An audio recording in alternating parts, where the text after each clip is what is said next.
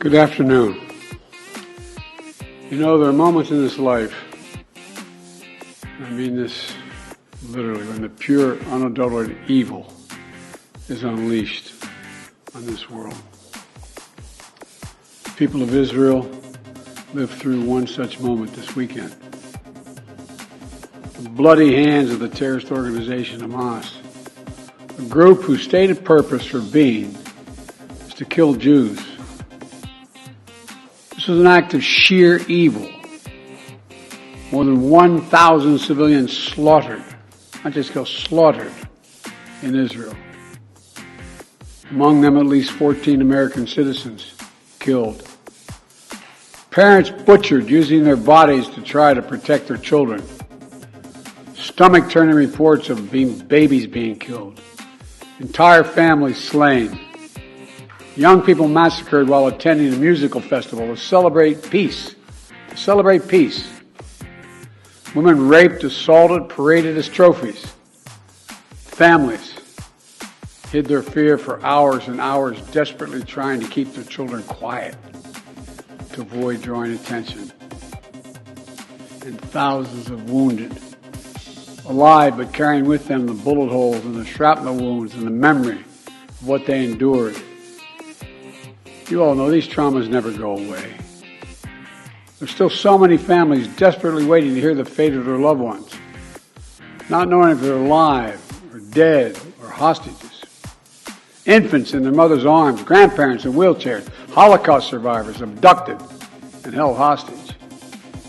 Hostages whom Hamas has now threatened to execute in violation of every code of human morality. It's abhorrent. The brutality of Hamas, these bloodthirstiness brings to mind the worst rampages of ISIS. This is terrorism. But sadly, for the Jewish people, it's not new. This attack has brought to the surface painful memories and the scars left by a millennia of anti-Semitism and genocide of the Jewish people. So in this moment, we must be crystal clear. We stand with Israel. We stand with Israel. And we will make sure Israel has what it needs to take care of its citizens, defend itself, and respond to this attack. There's no justification for terrorism. There's no excuse. Hamas does not stand for the Palestinian people's right to dignity and self-determination. Its stated purpose is the annihilation of the state of Israel and the murder of Jewish people.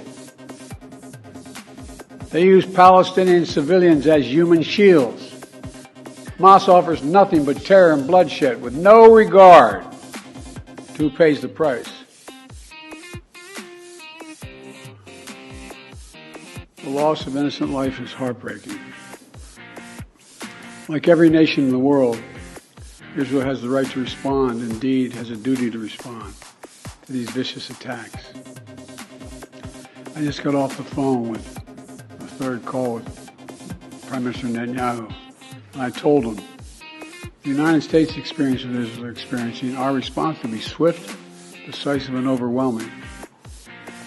We also discussed how democracies like Israel and the United States are stronger and more secure when we act according to the rule of law. Terrorists purposely target civilians, kill them. We uphold the laws of war, the law of war. It matters. There's a difference. Today, Americans across the country are praying for all those families that have been ripped apart. A lot of us know how it feels. It leaves a black hole in your chest when you lose family. Feeling like you're being sucked in.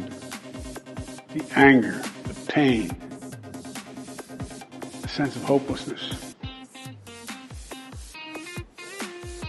This is what they mean by a human tragedy. An atrocity on an appalling scale.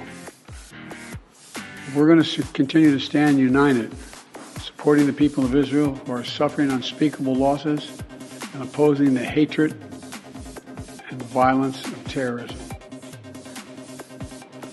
My team has been in near constant communication with our Israeli partners and partners all across the region and the world from the moment this crisis began. We're surging additional military assistance, including ammunition and interceptors, to replenish Iron Dome. We're going to make sure that Israel does not run out of these critical assets to defend its cities and its citizens. My administration has consulted closely with Congress throughout this crisis. When Congress returns, we're going to ask them to take urgent action to fund the national security requirements of our critical partners. This is not about party or politics. This is about the security of our world, the security of the United States of America. We now know that American citizens are among those being held by Hamas. I've directed my team to share intelligence and deploy additional experts from across the United States government to consult with and advise Israeli counterparts on hostage recovery efforts. Because as president, I have no higher priority than the safety of Americans being held hostage around the world. The United States has also enhanced our military force posture in the region to strengthen our deterrence. The Department of Defense has moved the USS Gerald R. Ford Carrier Strike Group to the Eastern Mediterranean and bolstered our fighter aircraft presence. And we stand ready to move in additional assets as needed. Let me say again, to any country, any organization, anyone thinking of taking advantage of this situation, I have one word: don't. Don't. Our hearts may be broken, but our resolve is clear. Yesterday I also spoke with the leaders of France, Germany, Italy, and UK to discuss the latest developments with our European allies and coordinate our united response. This comes on top of days of steady engagement with partners across the region. We're also taking steps at home. In cities across the United States of America, police departments have stepped up security around centers of Jewish life.